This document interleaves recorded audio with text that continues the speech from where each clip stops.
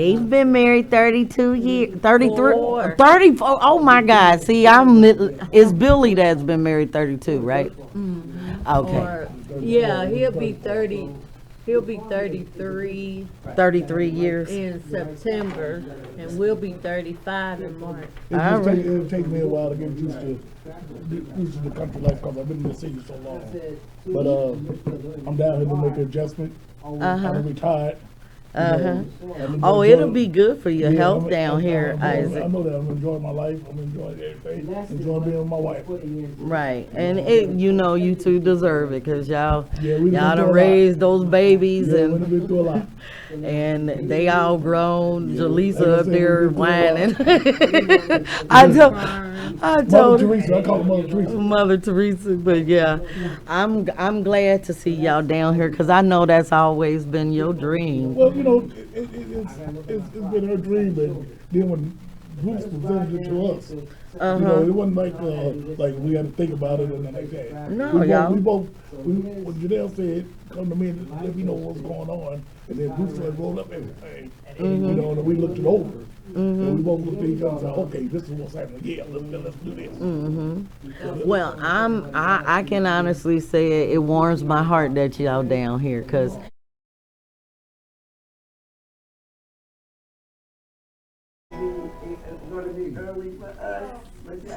hey, cousin Bruce, I got you on camera.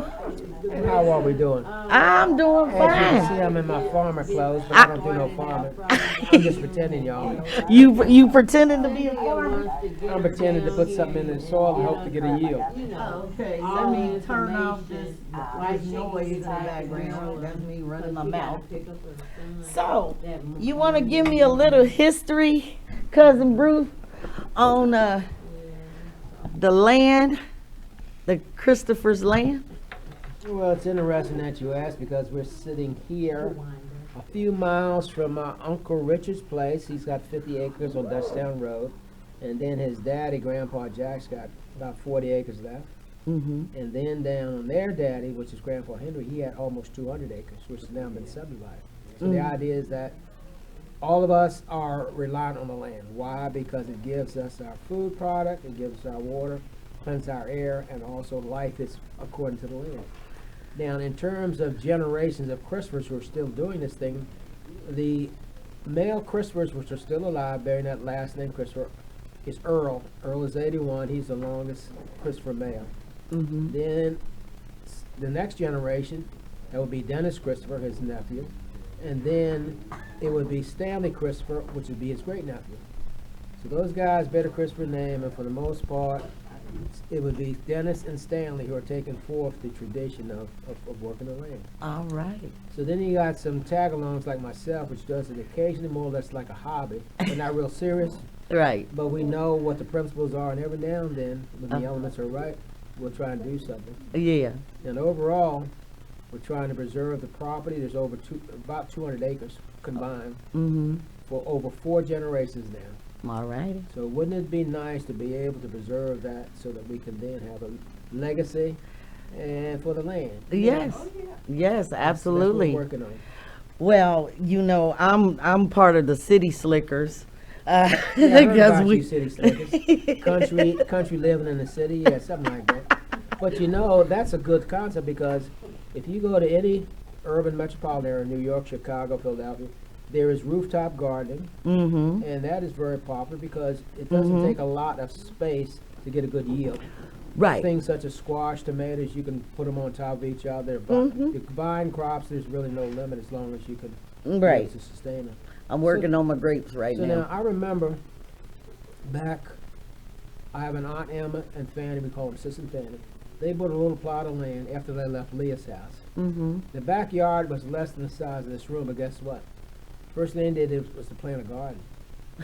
And that garden was planted over and over and over because they were used to the principles of sowing and reaping. And that Mhm. was pretty cool.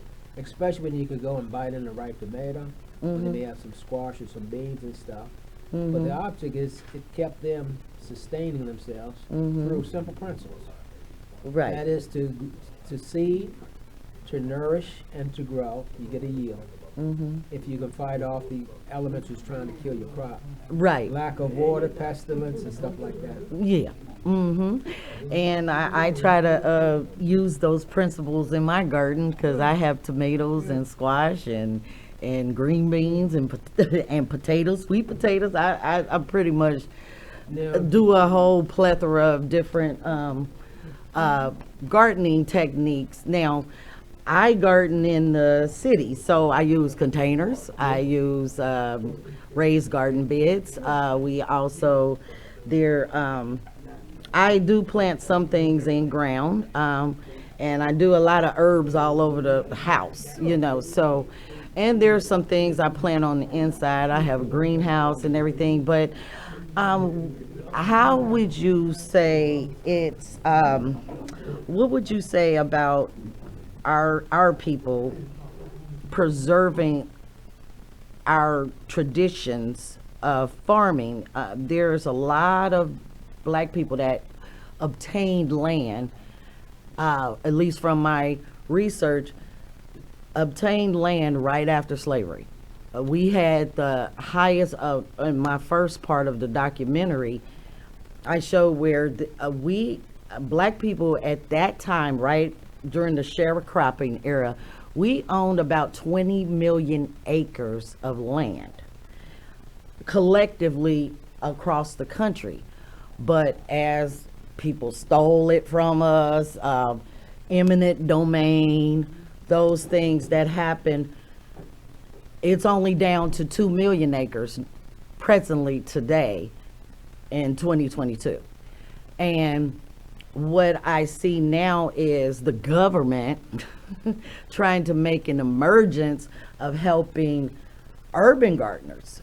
There's a lot of urban farms popping up now, whereas they're still ignoring the traditional farmer that's in the rural area. But they have initiatives now that they're helping urban farms. So what do you think about that? well, first of all, let's retrace. After slavery, the government began to own most of the land, because most land at that time belonged to the United States government. And as plantations were seized, that was forfeited to the United States government because it was an enemy. And many of those plantations were subdivided because the slaves, although free in a legal sense, they were still tied to what they knew. What did they know? They knew what was in their immediate surroundings, because you didn't venture off the plantation unless you were one of the few who would take merchandise into town and things like that. But the real fact of it is that we had a plethora of land, because land gave you substance. That is, you could, if you had enough space, you would have everything you need. Your fuel, you chop down a tree, for example. You grew all of your livestock, you grew all of your plants. You would only trade for sugar and sometimes refined flour. But you would do that yourself, because you'd refine your flour, you would refine your cornmeal, and so on. And then you always had dried beans, so you sustained yourself. Prior to refrigeration, you had to preserve meat, usually through salt or drying out and things like that. But let's fast forward. The world changed dramatically starting in World War I. And guess what? It's easier to work at Ford Motor Company for $5 a day than to go toil the fields, and after a long season of tobacco, you might yield a total of $200 for the whole season. And of that $200, you got to go pay off your bills. That is the seed man and the things that you bought in installments. So that was thing. 97% of Black farmland has been lost from World War I up until now. That's not necessarily bad, because land used to mean wealth. That was the only substance in America that we had to signify wealth, but that's not the case anymore. Working the land is very unpredictable, and also it's very hard. I know Therefore, in today, when you're not going to find any workers under $14 an hour, why do I want to go out there and bend my back in the sun or in the rain or in the element and fight the elements, but I can go and get a cushy job? Right. Black migration took us from the south along the paths of the railroad, along the paths of the waterways, primarily straight up north to the industrial north worldwide. Even though we became urbanites, living in tenements in rather dire situations, it was better than what we knew, and that's what we settled for. Over the last half a century, you chased opportunity. farming is a business. It's very unprofitable and unpredictable. There's very little margin, if any. And so right now, if you're gonna be a farmer, you need to be an urban farmer because we have farm to table. That is, people wanna go to every farmer's market and know that stuff is grown. Hopefully without any pesticides or any kind of things. Like I do, yeah. But that goes back to the old days. The old days, every courthouse, every county seat had some way that farmers could bring their stuff. We used to call it farmers market. On a given Saturday, the mules or the trucks would pull in. Everything off was just recently produced, and you live with freshness because of lack of refrigeration. Plus, the farm opportunities were plenteous. Commercial farming has taken over, needless to say. Right. And the business of commercial farming is to do it as quickly and as profitable as we can. Right. Therefore, resorting to canning, freezing, and other things to get that stuff in to some sort of preservative mode. So that way you're able to do another crop and another crop and another crop and so on. So when you begin to preserve, that means salt, that means some sort of preservation item to keep that stuff with a shelf life as long as possible. In today's society, with people thinking nutrition and also having options, because we became an urban society, starting in World War I, we're not going to change that. So therefore those, and oh, by the way, every city used to have right next to it some farmland. And you would not have to drive far to get to a farmer's market where you got your locally produced milk products, butter, even your meats and all of your vegetables. That's all changed. Well, I see that there's a lot of places in Atlanta that's starting to do the urban farms. They have the urban farm initiatives. The USDA is giving out, it's called the CSA farms. They are the community supportive agriculture. Basically, you get a bunch of consumers that want fresh vegetables, and they find at least 3 to 4 acres within the city limits.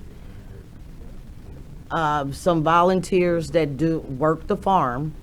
They work the farm to deliver fresh produce to the consumer, and the consumer and the farmer actually share the risk, because they, at the beginning of the growing season, they give a certain amount of money they're donating, and they're saying, okay, this is what I want you to plant for me.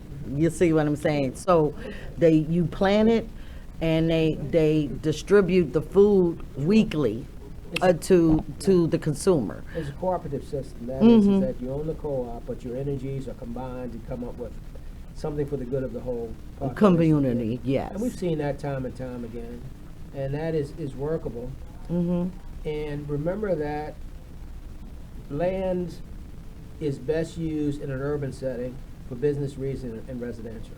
So therefore, you're not going to be able to farm in terms of large acreage in an urban, but that's okay. That's good. The thing is that I'm excited when you go to most countries and everyone has a garden. It's a potted garden. They may have concrete and stone, but everyone, especially for herbs, for example, because that's part of their culture, or maybe flowers, or maybe a combination of several things. Right. And for example, I'm thinking about around the Mediterranean. All of those cultures, they enhance what they get from down at the farmer's market, what they can do locally. Now, what our challenge is, and let's talk about people of color, is that nutrition. That is nutritional education. Get rid of the salt, get rid of the canned stuff, and let's do the stuff naturally. Right. Which means that you learn how to cook, you learn how to replace, for seasoning's sake, replace all of the unhealthy things such as salt or any kind of fat with something more nutrition, because we're facing a problem with health, obesity, for example, that leads to diabetes, that leads to all sorts of everything. Yes, you're absolutely right. And we control right. our bodies. We control the intake, which will dictate the outcome. And so that's going to be our biggest challenge. All right. We really want to start, and I find myself being a collector of food. That is, I've got a freezer, it's full of stuff. That stuff should be rotated on a periodic basis. If not used, it should be thrown away. Right. However, with the enticement of low-cost food, I'm constantly adding to it. There's a sale here this week for this, I'm buying it. There's a sale next week for that, I'm buying it. Because every now and then I'm kind of like living out our parents' nightmare which came up through the Depression. Mm-hmm. They knew of scarcity, and they never want to be faced with that again. Right. We know of abundance because we have the ability to preserve food for a long stretch of time. Mm-hmm. But it's not good to constantly take and remove that food, put it in a non-natural state, because freezing is non-natural. It has Yeah, right. It takes It nutrients takes away. not only that, but it interrupts the substance in terms of the texture of the item. and The things cell like that. structure and Yeah. everything, yeah. And Mhm. so, our goal is better nutrition through better planning. Right. When you plan, get your wallets out, because it's gonna cost you more money to be healthy. Right. Would you rather pay a food bill or a doctor's bill? Food bill. And in the long run, that's really what we're up against, because you have to pay to be healthy, but so what? All right. We have a lifespan unprecedented now, over 84 and 87 years old, for the Mm-hmm. most part of Americans. I see That's my a long sister. lifespan. Yeah. Yeah, and the older I done got, the more things I've been faced with, and that's one reason why I started gardening. Yeah. So I could stop eating canned foods and processed foods, which are practically killing our people. But that's why I created these channels, and I have the gardening channels, and on the gardening channels, I try to teach recipes and all kinds of things for our younger generation to understand the importance of living healthy, because our people are dying of everything. And And we have to get out of the attitude, I've got to have it instantaneously. right, That is right. your drive-through mentality. Give it to me in less than 2 minutes when you drive through. And all that stuff is processed. But it tastes good. I mean, it's addictive. That's the intent. Mm-hmm. But you got to get out of that, because you have to prepare in order to know what you get. Mm-hmm. So it's in our best interest to go on, get our ingredients, use them wisely, because that's the only way you want to know. Mm-hmm. And every person's body is different. It's Mhm. different. Mm-hmm. And because we're more inclined to be sedentary rather than active, Mm-hmm. we cannot consume the same quantities and the same selections that our people have. Because let's face it, they were food survivors. That is, anything that was left over, you had to figure out what to do with it. Mm-hmm. Whether it's hog guts or whether it's hog brains or feet or whatever. I You don't did eat. that to survive. But guess what? That now should only be for special occasions, traditional stuff. Right. Our bodies cannot Consume those without things. being able to burn those calories up. in there. No, and now that I'm gardening, man, I be working up some sweats out there. So and you know what? I feel refreshed, and it makes me, I feel young when I'm out there, just because it puts a lot of work. It is hard work. And I only have gardens. I don't have like huge crops or anything, but. I do understand, but I do like the urban garden initiatives and stuff. And I know I keep telling my subscribers I'm gonna start a gardening club in my neighborhood. I don't know if I'm gonna do, because there's a lot of gardeners in my neighborhood, but everybody, like, I live next door. My next door neighbor is from the Philippines, and he was a farmer in the Philippines. He's the one that you see the chickens and all that stuff. He has about 20 chickens back there. And they garden. He gardens, he plants corn.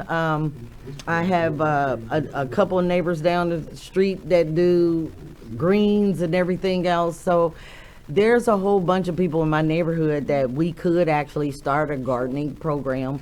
And there's a lot of elderly that need help with nutrition, because we have no grocery stores in our immediate area. Literally, they have to travel about 5 miles. And if you don't have any transportation, even in the city, it's bad, because they make sure there's certain buses don't go in certain areas. And my areas happen to be one of those areas. A bus only runs through my area every 3 hours or so. So There's been a lot of initiative with the local gardening, and that is through these co-ops. They even have, you put a certain amount of money into the kitty and you get a box of food. You don't know what it is till it arrives, but anyway, right. that box of food didn't come to you within 24 hours of being harvested, and it arrives on your doorstep. You Uh-huh. got to figure out what to do with it. and then that makes for creative planning and thinking. Uh-huh. It's that kind of concept that's going to get over the bridge of transportation issues, Uh-huh. whereby people, going back to the old days, we used to have the bread man, home delivery, the milkman, home delivery.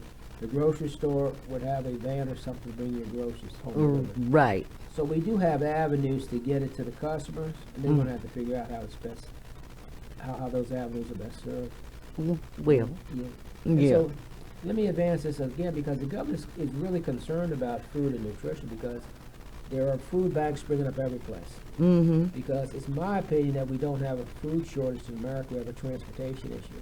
Oh, you think so? That is, you may have abundance. I'm going to use the potato issue of 2020. We have plenty of potatoes in Idaho and Maine, but nowhere to take them. Right. So therefore, we have to figure out the transportation piece. So it's those kind of issues. For example, you may have a harvest which is doing good on the southeast, which needs to get to the Midwest, or vice versa. Without the transportation assets, it's going to die on the vine, which is real tragic. Yeah. So at the same time, to the food banks, which really rely on taking surplusage and to maintain it and get it out to the customers who need it, that is really taken off. Okay. In most communities, there's going to be some entity, whether it's government, nonprofit, a religious body, that's going to be looking out to try and do what they can to feed Right. people. Right. Well, I'm gonna try to do my part, and Yeah. I know you are. I'm going to try. All righty. Well, thank you, Cousin Bruce, for talking to me a little bit. Yeah, you should have had the real farmers in here. Yeah, I know. Well, unfortunately, I had my plane fiasco, so I didn't get here in time to talk to Stanley. But the principles are still the same, no matter who you talk to. Right. And it's kind of encouraging that finally, I think we skipped a generation to go to the dirt, and that's my generation. But I'm seeing with a new degree of assurance that the next generation, that is the kids, like Stanley's kids, their age 5 to 14, they are of interest in doing this kind of stuff. And so is my grandson. Absolutely. So now we gotta capture that attention and make it profitable for them to make this thing go. Yeah, and Arian's last name is Christopher. My daughter named him Christopher. She didn't name him. Okay. She wanted to make sure he you go. kept the Christopher name. Yeah, sure. So, And it's not in the name, it's in what you do as a family. right, and we have always been a close-knit family. So I thank you, cousin, for talking to me. It's my pleasure. All righty. And I wish you well in that venture. Anything we can do to help, let us know. Okay, thank you.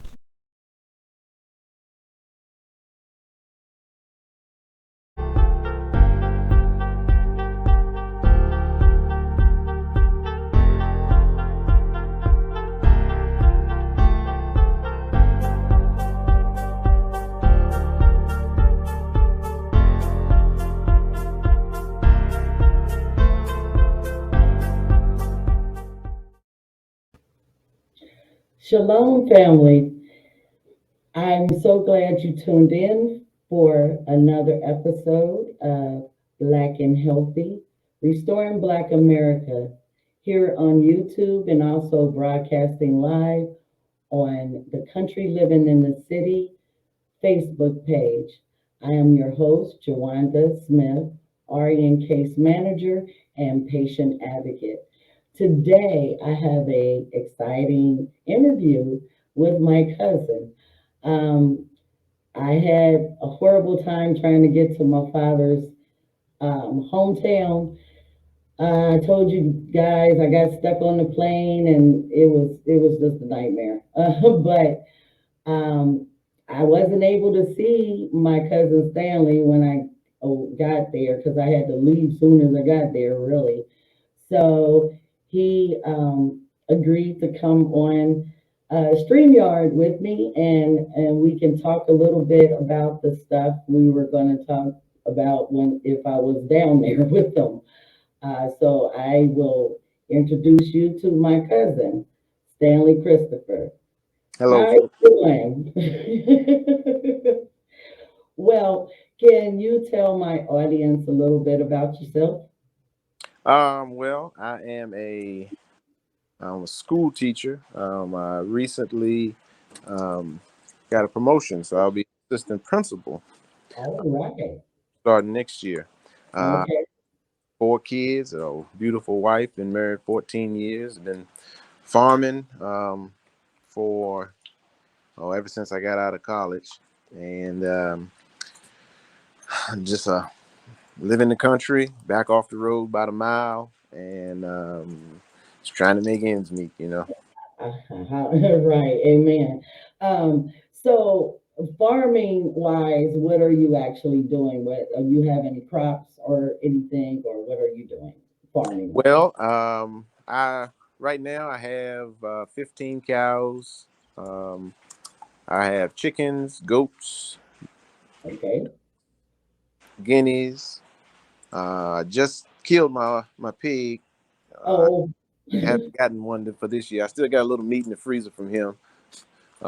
Chickens, goats, cows, horses, ducks, pigs, and guineas. all right. Hmm. So you don't do any like crops like vegetables or anything like I do have a garden. Yes, just planted my garden 2 weeks ago. It's raining right now, actually, so I'm not going to garden. But I have some tomatoes, and Mhm. I usually raise too much. And my kids and I, we are stressed for time during the summer because I also coach football. And, Oh, good. um, but I usually raise too much. So I tried to cut back this year. I got watermelons, string beans, egg, Oh, tomatoes, corn, and squash. oh man, yeah, it sound like my garden. If you looked at the channel, I did my little garden tour when I got back because my greenhouse started blowing away. Uh-oh, Yeah, I this just storm will do it.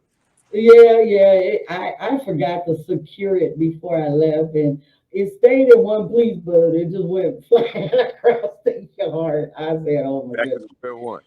What I wanted to ask you, so are you are you making any profits from what you do in the farming? And how I know Virginia has some very strict laws when it comes to everything. I know I talked to Bruce. He was talking about how the grandma's farmhouse had to be moved, and he was talking about it was too close to the road, and they had to move Uncle Richard's house, and just all the things and how difficult they make it, especially for not only farmers, period, but black farmers, Yeah. especially. Well, yeah. My farming takes care of. I use it to pay my taxes. I use the cows to pay my taxes. Everything else is just hobby and just desire to do it. But the cattle is that's where I make a little money at. By no means am I getting fat, off of them, but they do. They cover themselves and they cover my other expenses. I'm able to pay my taxes every year and keep my feed bills and fertilizer bills and equipment paid up due to my cattle. So you do you have any employees right now, or are you doing it just you and the family? Just me and the family. Just my oldest son, who's 12. He's my right hand man, and he's a big help. Oh well, that's good. I'm trying to get sugar booger condition because I got some more ideas for that backyard. I just got too much yard, and I was like, I need to plant something. And make it useful. Yeah, I think it's in the Christopher blood. But I was telling cousin Bruce about the CSA the farms that are coming up in the urban areas, and I asked him what he thought. He says that he believes that's the future of farming. I agree. Yeah, I at school, I'm currently my classes are working with a gentleman who's doing the same type of business. He's from Northern Virginia and Mhm. farm down in Nottoway in our county. So I take my classes out to his farm, and he raises vegetables and produce that he sells to restaurants in Northern Virginia and in the Richmond. Mhm.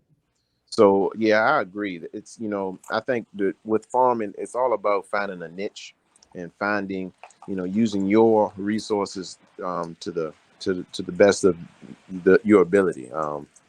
Because everything is not for everybody. Yeah, for me, for example, to grow row crops or soybeans or any kind of thing like that, it would take more capital than more startup capital that I'm willing to invest. And then my land, the geography of my land doesn't lend itself to such. So it's about finding your niche in agriculture and just making it as productive as you can and efficient. That's the main thing, the efficiency of how you farm. Right. And like I said, you were giving me a perspective of our people. Like our people shun away Mm-hmm. uh, from, and I mean, there's many reasons why, but one of the ones I focus on the most is it's the history. Every time you say something about farms, they think of slavery, Yeah. because uh, of course, our beginnings was slavery, and we had to do it whether we liked it or not. But it also became a survival technique for us after slavery. Yeah. A lot of our people had land, and they didn't keep it, because of not protecting the land. Um, what is your perspective on how, or do you feel our people are being more educated now about how to keep their land, or they still are complacent about doing things to gain their independence, basically? Well, if I could, take a trip down memory, through history, with our family especially, I know of our great great great grandfather Buck, and Mhm.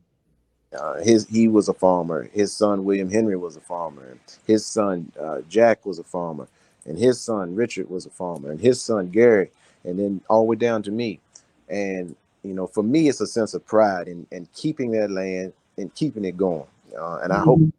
my boys, it's a sense of just a sense of pride. I know how hard they work to obtain it and to gain it and to hold on to it despite all of the obstacles in their way. So I just couldn't see myself losing that resource and just giving it away. But I think that one issue is a lot of black families had large families, and Grandpa Henry, his when he divided his land up, he had Mhm. divided between 13 children. So even if Mhm. you had over 100 and some acres, when you get to dividing that by 13, then your portion gets smaller. And so I think that discouraged some people from staying, or from utilizing it, because now instead of 100 acres, you got 15 acres. Well, that cuts down on your availability to use the land. But with that being said, there's something that can be done with it. And if the family were to come together, and you still got 100 acres, if the family pools it all together, and that 100 acres can still be useful and can still be productive. I think, what was the second part of your question there? Well, basically, I was just trying to see what was your perspective, and about how we keep, or are we getting better at having the knowledge to do these things? Because, when I started researching, I was like, oh, I didn't know the government was doing that. So, I, there was, yeah. So I there's think things out there. there are a lot of resources out there, but I don't think we take advantage of them, and I don't think the system wants us to take advantage of them. I know, me personally, I have a personal experience with my, because I live on my grandmother's um, family's farm, and Uh-huh. um, when dealing with the natural resource and conservation service. Um, there are programs that will insert wells and put up fencing and do, you know, divide your fields and whatnot. And I applied for those programs, Mm-hmm. no avail. They couldn't do me any good. Oh, well, Mr. Christopher, we really can't help you with this, that, or the other. And I referred a coworker, and this coworker, as of right now, they've spent $225,000 on his farm. And may I ask, was he of our nation? question or not? Of course not. Oh, And so and so I think it's just a tool to discourage us. mm, So now what am I left to do? I'm left to do it, by myself with my hands, as opposed to the government resources that are supposed to be in place to help farmers like myself. Um, I don't think our people take advantage of those resources. I could, maybe pursue some litigation or something like, but now that's more resources that I'm losing. That's more money I'm losing. That's more time that I'm losing.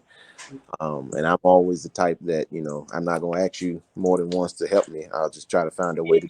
shouldn't have to It because shouldn't have to. Exactly. It's you shouldn't have to because there's too many of us.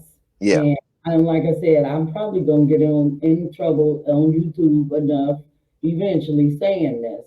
But I we got too many millionaires where you suffering because the government gonna say no to you. We expect them to say no. But what happens when our own people turn their backs? Yeah. We're not helping ourselves. You know, even that's what I was having a conversation one day. They were talking about black entertainers and stuff all on YouTube. And I said, well, none of the entertainers are like the entertainers of old because they was making pennies. Mm-hmm. Bojangles, Josephine Baker, and all that. And they were only making pennies on the dollar. Mm-hmm. But they were international entertainers. And only white people could come see them. But they had no fear Yeah. telling those white folks to their face, you will treat me with respect. Josephine Baker got exiled from this country just because she spoke her mind. And how many times did Billie Holiday get arrested for singing Strange Fruit? They weren't afraid Yeah. stand up for their people and help their people out. And I talked about James Brown, how he stayed in Harlem and helped those people. But we don't have entertainers like that no more. They too busy trying to assimilate with the people that don't like them. So I just don't feel that it's enough of us that's trying to help us. Amen. And like I said, what happens when, okay, they already don't help our black farmers? Well, what's going to happen when they stop wanting to feed us? And And you done dog the farmer or the farmer to win the farm to win on under because you never helped them. And now you're gonna be like, what we gonna do? They ain't feeding us no more. And I'm like, well, no better for you because I got my garden and you ain't coming to get none unless you buy these acres over here and then we'll work together, Mr. Rich Man. Because that's what I'm saying. If our people get money and you act just as bad as the white people who have money that does it to us, how are you any better than the white man? You're not. You're not. Evil is evil. It don't matter what color it comes in. So that's what I'm trying to say. I created this channel to try to get our people to help each other. And it's like pulling tooth and nail. it is. And it's a shame that God had to command us to love each other. It's a negative connotation with farming and with Mm. country life. A lot of people feel it as a low income and poverty type. You farm if you don't have, or you farm if you're not able to do this. But it's more than that. It's about being self sufficient. It's about using your resources wisely. Land is the most important asset you can possess, because Right. it's not paid anymore, and too many of our people give away land. Seeking whatever they're seeking, but it's a misuse of resources in our community, and trying to reverse that perception is difficult at times, because a lot of people just don't want to hear it, just don't want to be a part of it until they need it, and then Mhm. they want to know where is mine at. They have their hand out, where is mine at. Well, you kind of relinquished your rights. Sometimes put yourself in this situation. I tell my kids often, if I got bacon and I got sausage and I got canned vegetables under the house. I don't, if we can't go to the grocery store, it's not a problem. I got a chicken, got eggs, every morning. I Yeah, yeah. refrigerator. And I'm getting my chickens. I'm trying to get my wire fences up first because I'm doing this by myself, and I can only work a certain time in the evening after I get off work and do those things. I got a little garden helper that comes in about 3 times a week to help me out. And she's a younger lady, and her kids are interested in gardening. If you get them young, Yeah. you can pretty much uh, mold them into understanding because there's so much in now. You say you teach children agriculture, and that's the thing. I just did a video on country living in the city about getting your children involved in gardening, and I'm giving a giveaway. I ain't asking for money. They just have to sign up for my newsletter so I can give them some information. That's all it's for. But if they got a boy or girl, I'm sending them a starter kit where they can. I'm sending them some seeds, some black gold potting mix, and they can have their little pots and because that's how I got my grandson interested. He planted two tomato plants, and they're in his little planter box. And he comes over every weekend like, Granny, how big is my tomato? Is my tomato ready yet? I'm like, it's gonna take a few weeks, baby. You gotta wait on it. But I don't think our people value it anymore like we used to. Everything's out of convenience, and our people just I think we just got lazy when it came to, and we got I think the assimilation, everybody, you can live in the white neighborhoods now and you can do all that. I've never been that. I don't have to. You see what I'm saying? I'm happy where I'm at. I'd rather help my people.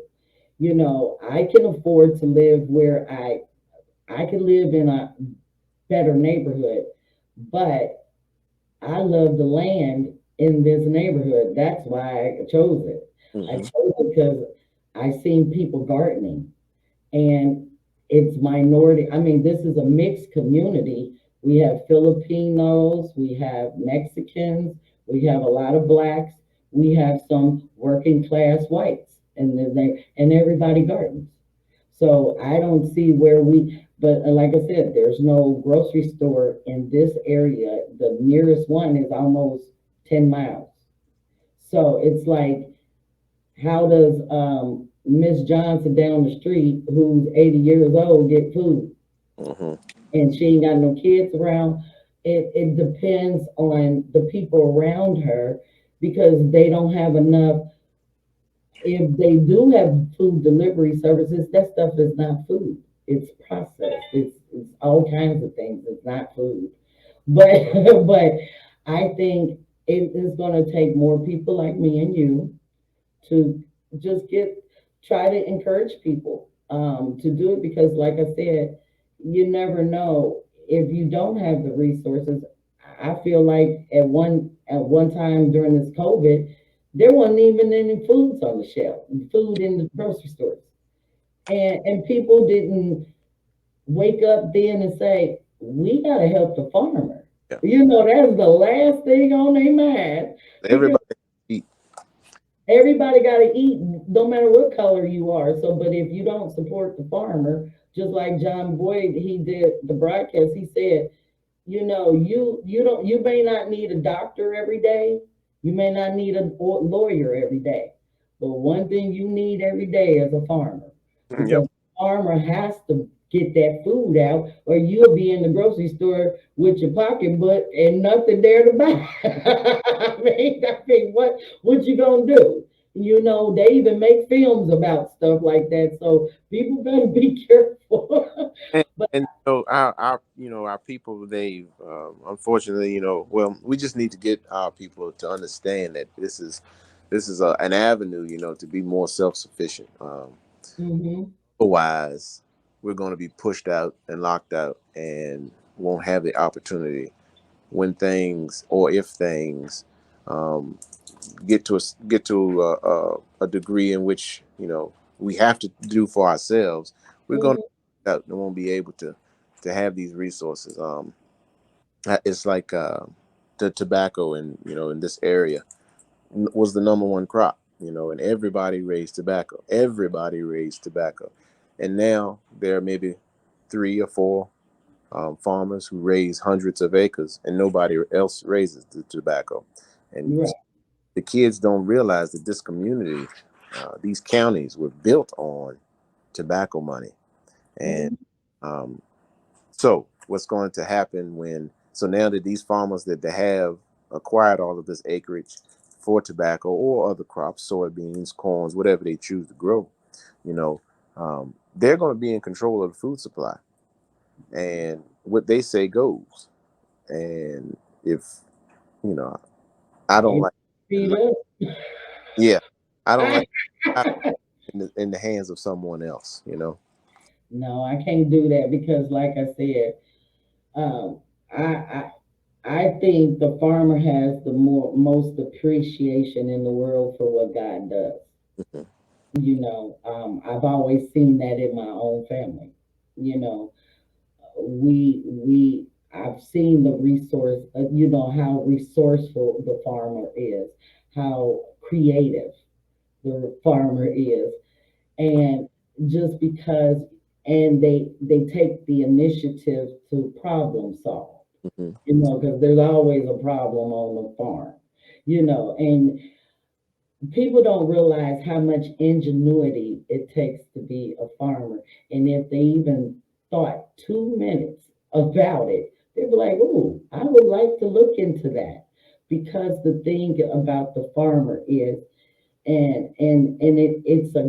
it's the most honorable work I think there is, because literally, when you working in that dirt and the earth, you can see the Bible come alive. Mhm. Right there in you. That Bible is right there in that dirt.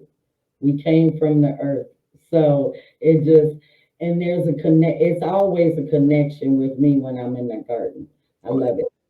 So I thank you, Stanley. I'm not going to take that much more of your time because I know you probably out there got to do something. But I do thank you for your perspective. I'm coming down there. I'm gonna film when I get on your land finally, when I can get there during the day. You know, I'll never fly. I don't think I'm gonna fly until they hire some more pilots and stuff, because everything, bro. yeah, they were telling me the airline. I heard a pilot like walking in the terminal talking about, "No, I'm not flying anymore today." I guess somebody had asked him to do something extra, and he was like, "No, I need some sleep. I just drew." He was like, "I just flew that plane 12 hours. I ain't doing." They was asking some people to stay over. They were like, "No, no." I said, "Oh my God, it was so much stress in that terminal." I was just like, "Oh my, I'll never go through that again." Boy, Oh, well, it was nice talking to you, Stanley. Thank you. And I thank you just for just giving me your perspective, and hang in there, brother, and keep fighting on that land. All right. I thank you, and I appreciate. I think what you're doing is very, very honorable, and I think it's trying to just inform and trying to enlighten others, and provide an avenue and resources for others. I think it's to be applauded, and I appreciate what you're doing, and keep it up. If I I'm can get gonna, anyway, just let me know. I'm gonna keep fighting. I'm gonna keep fighting. Trust me. All right, that's that Christopher spirit in Hey, hey, us. quench that fire. And no, they can't quench it. All right, sweetie. I tell the family I said hello. I Yes. love them. All right.